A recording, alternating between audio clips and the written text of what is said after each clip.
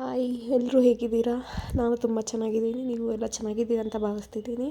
Welcome to my YouTube channel. ಸ್ವಲ್ಪ vlogs delay ಆಯಿತು because ಹಬ್ಬ ಆದಮೇಲೆ ನಾನು ಊರಿಗೆ ಹೋಗಿದ್ದೆ. ಊರಲ್ಲಿ ನೆಟ್ವರ್ಕ್ ಇಶ್ಯೂಸ್ ಇರುತ್ತೆ. ಸೊ ಆ ರೀಸನಿಂದ ನಾನು ಅಲ್ಲಿ ಏನೂ ವ್ಲಾಗ್ಸ್ನ ಅಪ್ಲೋಡ್ ಮಾಡೋಕ್ಕಾಗಲಿಲ್ಲ. ಊರಿಂದ ಬಂದಮೇಲೆ ಸ್ವಲ್ಪ ಹೆಲ್ತ್ ಅಪ್ಸೆಟ್ ಆಯಿತು. ಮೀನ್ಸ್ ಕೋಲ್ಡ್ ಆ್ಯಂಡ್ ಕಾಫ್ ಆಗಿತ್ತು. ಸೊ ಆ ರೀಸನಿಂದ ವ್ಲಾಗ್ಸ್ನ ಊರಿಂದ ಬಂದಮೇಲೂ ಕೂಡ ನಾನು ಅಪ್ಲೋಡ್ ಮಾಡೋಕ್ಕಾಗಲಿಲ್ಲ. I am really sorry. Okay, ಇದು ನಾನು ಬೆಳಗ್ಗೆ ಹಬ್ಬದ ದಿನ ಫಸ್ಟು ಸ್ವಲ್ಪ ಬೇಗನೆ ಎದ್ದಿದ್ವಿ. ಅಮ್ಮ ನಾನು ಎಲ್ಲ ಬೇಗ ಎದ್ದು ಸ್ವಲ್ಪ ಕೆಲಸ ಎಲ್ಲ ಇರುತ್ತೆ ಅಲ್ಲ, ಸೊ ಕಸ ಗುಡಿಸಿ ನೆಲ ಒರೆಸಿ ಈಚೆ ಬಾಗಿಲೆಲ್ಲ ತೊಳೆದಿದ್ರು. ಅಮ್ಮ ರಂಗೋಲಿ ಏನೋ ಹಾಕ್ತಿದ್ರು ಈಚೆ. ಸೊ ನಾನು ಒಳಗಡೆ ಈ ಕೆಲಸ ಎಲ್ಲ ಮುಗಿಸ್ಕೊಂಬಿಡೋಣ ಅಂತ ಕೆಲಸ ಮುಗಿಸ್ಕೊತಾ ಇದ್ದೆ. ರಾತ್ರಿಯೇ ಎಲ್ಲ ಪಾತ್ರೆ ಎಲ್ಲ ವಾಶ್ ಆಗಿತ್ತು. ಸೊ ಕಸ ಗುಡಿಸಿ ನೆಲ ಒರೆಸೋದೊಂದು ಪೆಂಡಿಂಗ್ ಮಾಡಬೇಕಿತ್ತು. ಸೊ ಈ ಕೆಲಸ ಮುಗಿಸ್ಕೊಂಡು ನೆಕ್ಸ್ಟು ಕಾಫಿ ಮಾಡಿಕೊಟ್ಟು ಆಮೇಲಿಂದ ಮಿಕ್ಕಿದ ಕೆಲಸಗಳನ್ನ ಮಾಡೋಣ ಅಂತ ನಾನು ಅಂದ್ಕೊಂಡೆ. ಅಷ್ಟೊತ್ತಿಗೆ ನನ್ನ ಮಗಳು ಕೂಡ ಇದ್ಬಿಟ್ಟಿದ್ಲು. Hello, welcome to my YouTube channel. Very good morning. ಎಲ್ಲರೂ ಹೇಗಿದ್ದೀರಾ? ಎಲ್ಲರೂ ಚೆನ್ನಾಗಿದ್ದೀರಾ ಅಂತ ಭಾವಿಸ್ತಾ ಇದ್ದೀನಿ. ನಾನು ತುಂಬ ಚೆನ್ನಾಗಿದ್ದೀನಿ. ಎಲ್ರಿಗೂ ಮಕರ ಸಂಕ್ರಾಂತಿ ಹಬ್ಬದ ಶುಭಾಶಯಗಳು. ಆ್ಯಂಡ್ ಇವತ್ತು ಹಬ್ಬದ ದಿನ ಮಾರ್ನಿಂಗ್ ವ್ಲಾಗ್ ಆಗಿದೆ. ಮಾರ್ನಿಂಗ್ ಟು ಈವ್ನಿಂಗ್ ಇರುತ್ತೆ. ಸೊ ಇವಾಗಿನ ಜಸ್ಟ್ ಕೆಲಸ ಎಲ್ಲ ಮುಗಿಸ್ದೆ. ಈಚೆ ಎಲ್ಲ ರಂಗೋಲಿ ಬಿಡಿಸ್ತಿದ್ದಾರೆ ದೇವಸ್ಥಾನದ ಹತ್ರ. ನೋಡೋಣ ಬನ್ನಿ ಎಲ್ಲರೂ. ನೋಡಿ, ಅಮ್ಮ ಹೊರಟು ರಂಗೋಲಿ.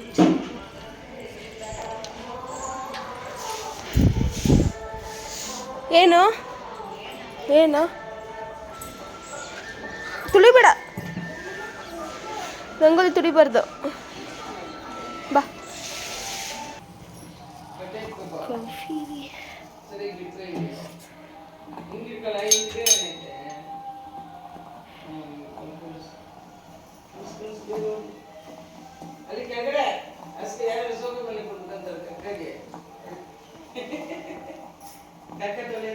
ಕಾಫಿ ಕುಡಿದು ನಾನು ಹೋಗಿ ಫಸ್ಟು ಫ್ರೆಶಪ್ ಆಗಿಬಿಟ್ಟು ಬಂದುಬಿಟ್ಟೆ.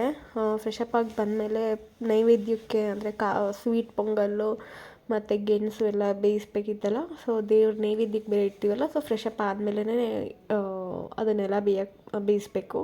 ಸೊ ಅದಕ್ಕೇ ಫಸ್ಟು ಸ್ನಾನ ಮಾಡ್ಕೊಬಂದುಬಿಟ್ಟೆ. ನಾನು ಬಂದು ಸ್ವಲ್ಪ ಎಳ್ಳು ಬೆಲ್ಲ ಮಾಡೋದಕ್ಕೆಲ್ಲ ರೆಡಿ ಮಾಡಿಕೊಂಡೆ. ಅದನ್ನೆಲ್ಲ ಚಾಪ್ ಮಾಡೋದು ಎಲ್ಲ ಏನಿರುತ್ತೆ ಅದನ್ನೆಲ್ಲ ಫಸ್ಟ್ ಕೊಬ್ಬರಿ ಎಲ್ಲ ಚಾಪ್ ಮಾಡಿಕೊಂಡು ಬೆಲ್ಲ ಎಲ್ಲ ಇದು ಮಾಡಿಕೊಂಡು ಆಮೇಲಿಂದ ನಾನು ಅಡುಗೆ ಮನೆಗೆ ಬಂದೆ. ಇದು ಕಡಲೆಕಾಯಿ ಗೆಣಸು ಎಲ್ಲ ಬೇಯಿಸ್ಬಿಡೋಣ ಅಂತ. ಕಡಲೆಕಾಯಿನ ಸ್ವಲ್ಪ ನೆನೆಸ್ಬೇಕು, ಮಣ್ಣೆಲ್ಲ ಬಿಡಬೇಕಂದ್ರೆ. ಸೊ ಅದಕ್ಕೆ ನಾನು ಫಸ್ಟು ಕಡಲೆಕಾಳನ್ನ ನೆನೆಸ್ದೆ ಮತ್ತು ಗೆಣಸು ಒಂದರಲ್ಲಿ ಕಡಲೆಕಾಯಿ ಒಂದರಲ್ಲಿ ಅಂತ ನೆನೆಸ್ಬಿಟ್ಟು ಅಮ್ಮ ಆಲ್ರೆಡಿ ಸಾಂಬಾರು ಮಾಡ್ತಾಯಿದ್ರು. ಎಲ್ಲರಿಗೂ ಬ್ರೇಕ್ಫಾಸ್ಟಿಗೆ ಬೇಕಲ್ಲ, ಇದ್ಕಿದ ಬೇಳೆ ಸಾರು ಮಾಡ್ತಾಯಿದ್ರು. ಸೊ ಒಂದು ಸೈಡ್ ಇದ್ಕಿದ ಬೇಳೆ ಸಾಂಬಾರು ಆಗುತ್ತೆ, ಇನ್ನೊಂದು ಸೈಡ್ಗೆ ಕುಕ್ಕರಲ್ಲಿ ಕಡಲೆಕಾಯಿ ಎಲ್ಲ ಬೇಯಿಸ್ಬಿಡ್ತೀನಿ ಅಂತ ಹೇಳ್ತಿದ್ದೆ. ಅದಕ್ಕೆ ಅಮ್ಮ ಸಾಂಬಾರಿಗೆ ಒಗ್ಗರಣೆ ಕೊಟ್ಬಿಡ್ತೀನಿ, ನೆಕ್ಸ್ಟು ಒಂದು ಕಡೆ ಕುಕ್ಕರಲ್ಲಿ ಬೇಯಿಸ್ಬಿಡು ಅಂತ ಹೇಳ್ತಾಯಿದ್ರು. ಹಬ್ಬ ಅಂದರೆ ಏನೋ ಒಂಥರ ಸಡಗರ ಅಲ್ಲ. ಆ ಸಡಗರ ಜೊತೆಗೆ ಕೆಲಸನೂ ಜಾಸ್ತಿ ಆಗುತ್ತೆ. ಅದು ಒಂದು ಸ್ವಲ್ಪ ಬೇಜಾರು ಕೂಡ ಆಗುತ್ತೆ. ಲೈಕ್ ಎಷ್ಟು ಕೆಲಸ ಮಾಡಿದ್ರೂ ಮುಗಿಯೋದೇ ಇಲ್ಲ. ಒಂದಿನ ಹಿಂದೆಯೇ ಪ್ರಿಪ್ರೇಷನ್ಸ್ ಮಾಡ್ಕೊಂಡು ಇಟ್ಕೊಂಡಿರ್ತೀವಿ. ಸ್ಟಿಲ್ ಅದೇನೋ ಹಬ್ಬದ ಟೈಮಲ್ಲಿ ಕೆಲಸನೇ ಸಾಗಲ್ಲ ಅಂತ ಫೀಲ್ ಆಗುತ್ತೆ. ಬಟ್ ಆದರೂ ಒಂಥರ ಖುಷಿ ಇರುತ್ತೆ ಹಬ್ಬದ ದಿನಗಳಲ್ಲಿ. ಎಲ್ಲ ಥರ ಆ ಹಬ್ಬಕ್ಕೆ ಏನು ಸ್ಪೆಷಲ್ ಇರುತ್ತೋ ಅದನ್ನೆಲ್ಲ ಅಡುಗೆ ಮಾಡಿ ಪೂಜೆ ಮಾಡೋದು, ಅದೊಂಥರ ವೈಬ್ಸ್ ತುಂಬ ಚೆನ್ನಾಗಿರುತ್ತೆ. ಆ್ಯಕ್ಚುಲಿ ಲಾಸ್ಟ್ ಟೈಮ್ ಎಳ್ಳು ಬೆಲ್ಲನ ನಾವು ರೆಡಿಮೇಡ್ ತಂದುಬಿಟ್ಟಿದ್ವಿ. ಬಟ್ ಈ ಲಾಸ್ಟ್ ಟೈಮ್ ರೆಡಿಮೇಡ್ ತಂದಾಗ ಅದು ಸ್ವಲ್ಪ ಅದು ಕ್ಲೀನ್ ಇರಲಿಲ್ಲ, ಮಣ್ಣೆಲ್ಲ ಸಿಗೋದು ತಿನ್ನಬೇಕಾದ್ರೆ. ಸೊ ಅದಕ್ಕೆ ಈ ಸತಿ ಏನು ಮಾಡಿದ್ರು ಅಮ್ಮ, ಮನೆಯಲ್ಲೇ ಮಾಡೋಣ ಅಂತೇಳಿ ಎಲ್ಲ ಐಟಮ್ಸ್ ಎಲ್ಲ ತೊಗೊಬಂದಿಟ್ಟಿದ್ರು. ಬಟ್ ಡೇ ಬಿಫೋರ್ ಒಂದಿನ ಮುಂಚೆನೇ ಮಾಡಿ ಇಟ್ಕೋಬೇಕಿತ್ತು. ಬಟ್ ಆದರೆ ಒಂದಿನ ಮುಂಚೆ ಸ್ವಲ್ಪ ಕ್ಲೀನಿಂಗ್ ಅದು ಇದು ಕೆಲಸಗಳ ಮಧ್ಯೆ ಮಾಡೋಕ್ಕಾಗಿರಲಿಲ್ಲ. ಅದು ಬೇರೆ ಹೆಲ್ಪರ್ ಬೇರೆ ಬರ್ತಾಯಿಲ್ಲ. ಮನೆ ಸ್ವಲ್ಪ ದೊಡ್ಡದಿರೋದ್ರಿಂದ ಕ್ಲೀನಿಂಗ್ ಸ್ವಲ್ಪ ಅಂದರೆ ಲೈಕ್ ನಾನು ಅಪ್ಪ ಅಮ್ಮ ಎಲ್ಲ ಸೇರ್ಕೊಂಡು ಮಾಡೋದಾಗಿರೋದ್ರಿಂದ ಕ್ಲೀನಿಂಗು ಮಾಡಿಕೊಂಡು ಈ ಕಡೆ ಇದನ್ನೆಲ್ಲ ಪ್ರಿಪ್ರೇಷನ್ಸ್ ಮಾಡ್ಕೊಳಕ್ಕಾಗಿರಲಿಲ್ಲ. ಸೊ ಅದಕ್ಕೆ ಬೆಳಗ್ಗೆ ಸ್ವಲ್ಪ ಬೇಗ ಎದ್ದಿದ್ವಲ್ಲ, ಆವಾಗಲೇ ಮಾಡ್ಕೊತಾ ಇದ್ದೆ. ಒಂದೊಂದೇ ಹುರ್ಕೋತಾ ಇದ್ದೀನಿ. ಎಳ್ಳು, ಕೊಬ್ಬರಿ ಮತ್ತು ಕಡಲೆ ಬೀಜ ಮತ್ತು ಕೊಬ್ಬರಿ, ಎಳ್ಳು, ಕಡಲೆ ಬೀಜ ಎಲ್ಲ ಸ್ವಲ್ಪ ಡ್ರೈ ರೋಸ್ಟ್ ಮಾಡ್ಕೊತಾ ಇದ್ದೀನಿ. ಸೊ ಡ್ರೈ ರೋಸ್ಟ್ ಮಾಡಿಕೊಂಡು ಮತ್ತು ಕಡಲೆ ಪಪ್ಪು ಅಥವಾ ಕಡಲೆ ಏನಂತಾರೆ ಅದನ್ನು ಕೂಡ ಡ್ರೈ ರೋಸ್ಟ್ ಮಾಡ್ಕೊತಾ ಇದ್ದೆ. ರಿಯಾಗೂ ಕೂಡ ನಾನು ಸ್ನಾನ ಮಾಡಿಸ್ಬಿಟ್ಟಿದ್ದೆ. ಫಸ್ಟು ಒಂದು ಟೀ ಶರ್ಟು ಶಾರ್ಟ್ಸ್ ಹಾಕಿದ್ದೆ, ಆಮೇಲೆ ಸ್ವಲ್ಪ ಚೆನ್ನಾಗಿರೋ ಬಟ್ಟೆ ಹಾಕೋಣ, ಊಟ ಮಾಡಿಬಿಡ್ಲಿ ಫಸ್ಟ್ ಅವಳು, ಬ್ರೇಕ್ಫಾಸ್ಟ್ ನಾಷ್ಟ ಆದಮೇಲೆ ಬೇರೆ ಬಟ್ಟೆ ಹಾಕೋಣ ಅಂತಲೇ ಐಡಿಯಾ ಇದ್ದಿದ್ದು. ಯಾಕಂದರೆ ಬೇಗ ಗಲೀಜು ಮಾಡ್ಕೊಂಡ್ಬಿಡ್ತಾರೆ, ಸುಮ್ಮನೆ ಮತ್ತೆ ಹೊಸ ಬಟ್ಟೆ ಎಲ್ಲ ಹಾಳಾದರೆ ನಂಗೆ ಇಷ್ಟನೇ ಆಗೋಲ್ಲ. ಅದಕ್ಕೋಸ್ಕರ ನಾನು ಕೂಡ ಅಷ್ಟೇ ಫಸ್ಟು ಬೇರೆ ಡ್ರೆಸ್ ಹಾಕ್ಕೊಂಡಿದ್ದೆ. ಆಮೇಲೆ ಎಲ್ಲ ಅಡುಗೆ ಕೆಲಸಗಳೆಲ್ಲ ಮುಗಿದ್ಮೇಲೆ ನಾನು ನೆಕ್ಸ್ಟು ಒಂದು ಡ್ರೆಸ್ ಸ್ಟಿಚ್ ಮಾಡ್ತಿದ್ದೆ ಸ್ಯಾರಿನಲ್ಲಿ, ಅದನ್ನು ನಾನು ಆಮೇಲೆ ವೇರ್ ಮಾಡಿದ್ದು. ಪೂಜೆಗೆಲ್ಲ ಒಬ್ಬರು ಅಪ್ಪ ರೆಡಿ ಮಾಡ್ಕೊತಾಯಿದ್ರು ಪೂಜೆಗೆ, ಈಗ ನಾವು ಅಡುಗೆ ಕೆಲಸದಲ್ಲಿ ರೆಡಿ ಮಾಡ್ಕೊತಾ ಇದ್ವಿ. ತುಂಬ ಎಷ್ಟೇ ಬೇಗ ಎದ್ದು ಮಾಡಿದ್ರು ಏನೇ ಮಾಡಿದ್ರು ಟೈಮ್ ಎಷ್ಟು ಬೇಗ ಬೇಗ ಹೋಗ್ತಿರುತ್ತೆ ಅಂತ ಅಂದರೆ ಟೈಮ್ ಹೋಗೋದೇ ಗೊತ್ತಾಗಲ್ಲ, ಅಷ್ಟು ಟೈಮ್ ಹೋಗ್ತಾ ಇರುತ್ತೆ. ಲೈಕ್ ನಾನು ಹಬ್ಬದ ದಿನ ಇದ್ದಿದ್ದು 5 o'clockಗೆ, 5 o'clockಗೆ ಎದ್ರೂ ಎಲ್ಲ ಕೆಲಸ ಮಾಡಿ ಪೂಜೆ ಮಾಡಿ ರೆಡಿ ಆಗೋಷ್ಟರಲ್ಲಿ ಆಲ್ಮೋಸ್ಟ್ ಎಷ್ಟೊತ್ತಾಗೋಯಿತು, 10 ಎಬೋನೇ ಆಗೋಯಿತು ಅನಿಸುತ್ತೆ. ಸಖತ್ ಲೇಟ್ ಆಗೋಯಿತು. ಮತ್ತು ಪೊಂಗಲ್ ಬೇರೆ ಮಾಡಬೇಕಿತ್ತು ಅವತ್ತು, ಸ್ವೀಟ್ ಪೊಂಗಲ್ಲು. ನಾವು ಸ್ವೀಟ್ ಪೊಂಗಲ್ ಏನು ಮಾಡೋದು ಬೇಡ ಅಂದ್ಕೊಂಡಿದ್ವಿ, ಬಿಕಾಸ್ ಯಾರೂ ತಿನ್ನಲ್ಲ ನಮ್ಮ ಮನೇಲಿ ಸ್ವೀಟ್ಸ್ ಅಷ್ಟು ಯಾರೂ ಇಷ್ಟಪಡಲ್ಲ. ತಿಂದರೆ ನಾನು ಒಬ್ಬಳೇ ಸ್ವಲ್ಪ ಸ್ವೀಟ್ಸ್ ಇಷ್ಟಪಡೋದು. ಹಿಂಗೆ ಮನೆಯಲ್ಲಿ ಅಮ್ಮ ಅಪ್ಪ ಯಾರೂ ಅಷ್ಟು ಸ್ವೀಟ್ಸ್ ಇಷ್ಟಪಡಲ್ಲ. ನಮ್ಮ ಹಸ್ಬೆಂಡ್ ಅಂತೂ ಸ್ವೀಟ್ಸ್ ಅಂದರೆ ಅವ್ರಿಗೆ ಆಗೋದೇ ಅಷ್ಟು ಇಷ್ಟನೇ ಆಗೋಲ್ಲ. ಸೊ ಅದಕ್ಕೋಸ್ಕರ ಮಾಡೋದು ಬೇಡ ಅಂದ್ಕೊಂಡಿದ್ವಿ. ಬಟ್ ಆಮೇಲಿಂದ ಸ್ವಲ್ಪ ಮಾಡೋಣ ಅಂತ ಆಮೇಲಿಂದ ಹೇಳಿದ್ರಮ್ಮ, ಒಂದು ಸ್ವಲ್ಪ ಮಾಡು, ನೈವೇದ್ಯಕ್ಕೆ ಆದ್ರೂ ಒಂಚೂರು ಬೇಕಲ್ವಾ ಅಂತ. ಸೊ ಅದಕ್ಕೆ ನಾನು ಓಕೆ ಅಂತೇಳಿ ಅದು ಸ್ವಲ್ಪ ನೈವೇದ್ಯಕ್ಕೋಸ್ಕರ ಇವಾಗ ಪೊಂಗಲ್ಗೆ ಒಂದು ಕಡೆ ಅಕ್ಕಿ ಮತ್ತು ಹೆಸರುಬೇಳೆ ಕೂಗಕ್ಕೆ ಇಟ್ಬಿಟ್ಟು ಆಮೇಲೆ ಮಿಕ್ಕಿದ ಕೆಲಸ ಮಾಡ್ಕೊಳ್ಳೋಣ ಅಂತ ಮಾಡ್ತಾಯಿದ್ದೆ.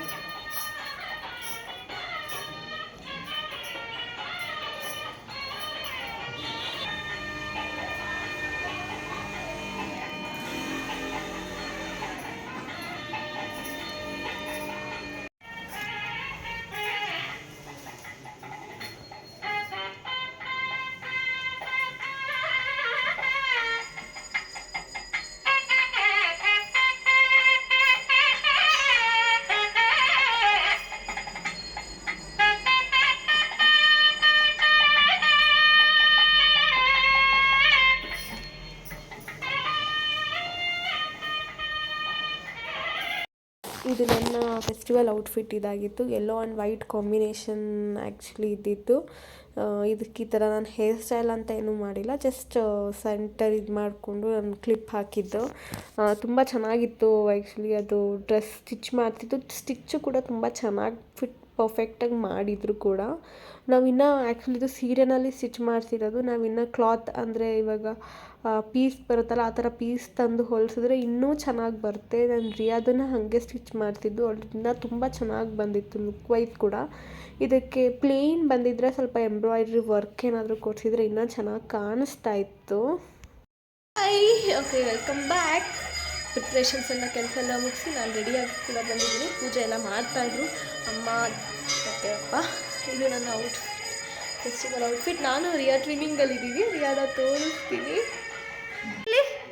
ಹಾಯ್, ಹೇಗಿದೆ ಔಟ್ಫಿಟ್ ರೀ? ಹಾಯ್, ಸೂಪರ್ ನನ್ನ ಮಗ. ಸಾಕು ಚೆನ್ನಾಗೈತ ಮಗನೇ? ಚೆನ್ನಾಗಿದೆ. ಬಳೆ ತೋರಿಸಿ ನಿಮ್ಮದು ಬಳೆ. ಎಷ್ಟು ಹಾಕಿದ್ದೀರ ಬಳೆ?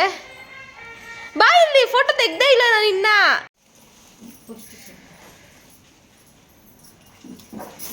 ಪಾಪಯ್ಯ ಎಲ್ಲ ನೀರು ಇಲ್ಲೇ ಐತೆ ಅಲ್ಲ, ನೀರು ಅಲ್ಲಿ ಆ ಕಡೆ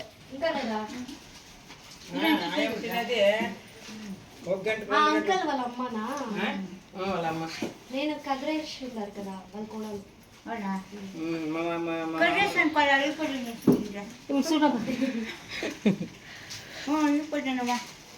నేను ఈ పక్క వచ్చి వాళ్ళ అమ్మ ఇది నీళ్ళు బాగుండేదేనావా బాగుంది ಅಷ್ಟಂಗ ಕುಂಕುಮ ಇಟ್ಕೋಬೇಕು. ಇಲ್ಲಿ ಬಿಡು ಎಲ್ಲ ಒಂದೇ ಇಲ್ಲೇ ಇಟ್ಕೋ ಅಷ್ಟೇ ಕುಂಕುಮ ಎಲ್ಲ ಒಂದೇ ಏನಾಗಲ್ಲ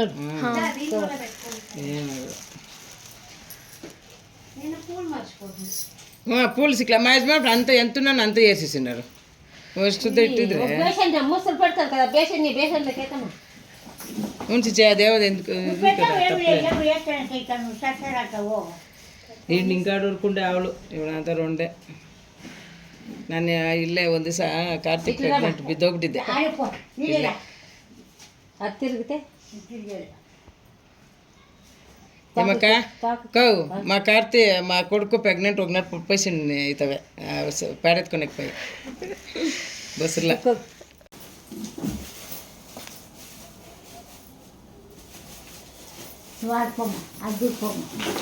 ఎడక ఆడక ఏమో దిగులు పడుతున్నావు ಅಲ್ಲಿಗೆ ಹೋಗಿ ಮಾಡು ಕಂದನ್ಗೆ ಎರಡು ಕಡೆನೂ ಮಾಡು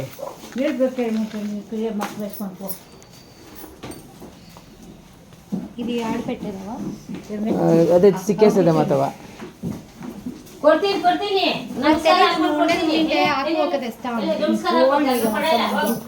నేను ఎప్పుడు వచ్చిండే నేను ఎవరైనా తీస్తాను ఎడమ తీసేయాల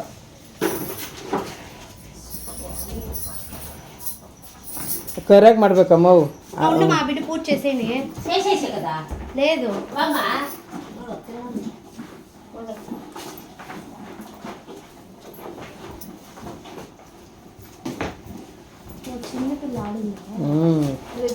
అది ఇక్కడ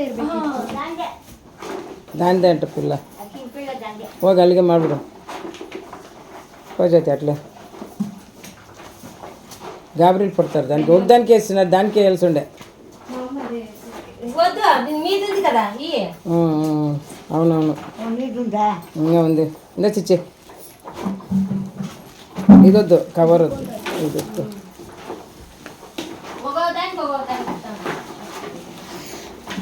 ಕೊಟ್ಟಿದ್ದೀನಿ ಅಜ್ಜಿಗೆ ಅಲ್ಲಿ దానికి ఏదా ಕರೋಗೆ బుసూరు అంటుంది చిచ్చే అదే తప్పుడు పెడదా ಹುಷಾರಾಗಿ ಮತ್ತೆ ನಿನ್ನ ಫ್ರಾಕ್ ನಿಧಾನಕ್ಕೆ ಹೋಗ್ಬೇಕು అదా ఇది పొంగల్లో అంత ఇచ్చినాం పొంగల్ అంత అదే బసంత దేశానికి పొంగల్ ఇచ్చినాను అంతే మీరంటే దేవస్థానం ఉంది కదా నేను రోజే ఎవరు తినందు జతి నేనేమైనా సైనే పండుగల్లా ఇచ్చేసేదే దేవుని మీద పెట్టి పూజ చేసి వాళ్ళు ఎత్తుకుంటారు ఇంటికి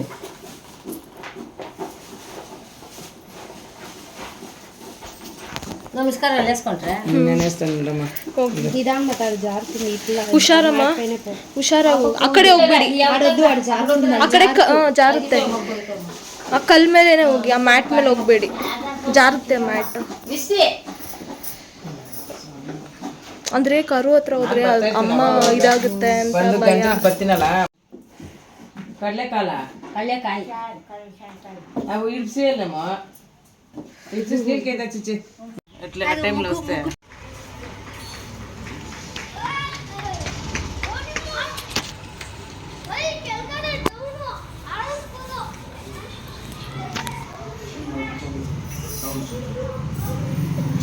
ರಿಯಾ ಮಾಮಿ ಇತ್ತಗೋ ಹಿಂದ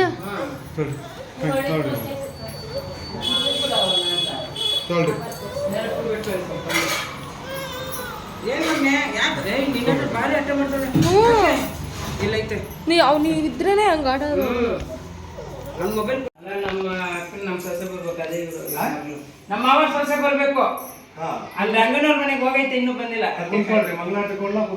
ಇವ್ರೇನು ಓದ್ತಾರಂತೆ ನಮಗೂ ಕೊಟ್ಬಿಡು ಆಮೇಲೆ ಇವರೇ ಬರ್ತಾರೆ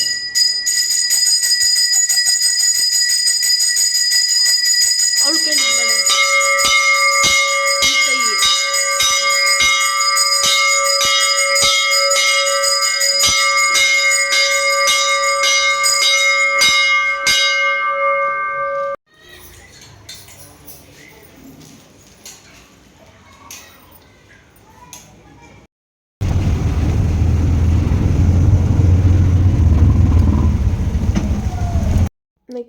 ಹಸ್ಬೆಂಡ್ ಮನೆಯಲ್ಲೆಲ್ಲ ಹಬ್ಬ ಮುಗಿಸ್ಕೊಂಡು ಲೈಕ್ ಅಲ್ಲಿ ದೇವಸ್ಥಾನಕ್ಕೆ ಹೋಗಿ ಪೂಜೆ ಮಾಡಿ ಎಲ್ಲ ಆದಮೇಲೆ ನಾನು ಇಲ್ಲಿ ನಮ್ಮ ಮನೆಗೆ ಬಂದಿದ್ದೆ. ಅಲ್ಲಿ ನೋಡಿದ್ರೆ ಅಪ್ಪಂಗೆ ಹೆಲ್ತ್ ಇಶ್ಯೂ ಆಗಿತ್ತು.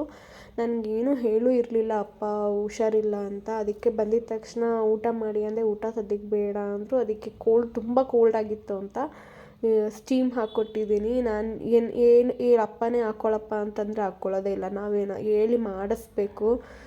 ನಂಗೆ ಸಖತ್ ಬೇಜಾರಾಗೋಯಿತು. ಏನೂ ಹೇಳಿಲ್ಲ, ಏನೂ ಇಲ್ಲ, ಬಂದಿಲ್ಲ ಅಂದಿದ್ರೆ ಅದು ಗೊತ್ತಾಗ್ತಿರ್ಲಿಲ್ಲ. ಅಡುಗೆ ಅಂದರೆ ಬಾಕ್ಸ್ ಅಪ್ಪನಿಗೋಸ್ಕರ ಪ್ಯಾಕ್ ಕೂಡ ಮಾಡ್ಕೊಂಡು ತೊಗೊಬಂದಿದ್ದೆ ಇದೇ ರೀತಿ.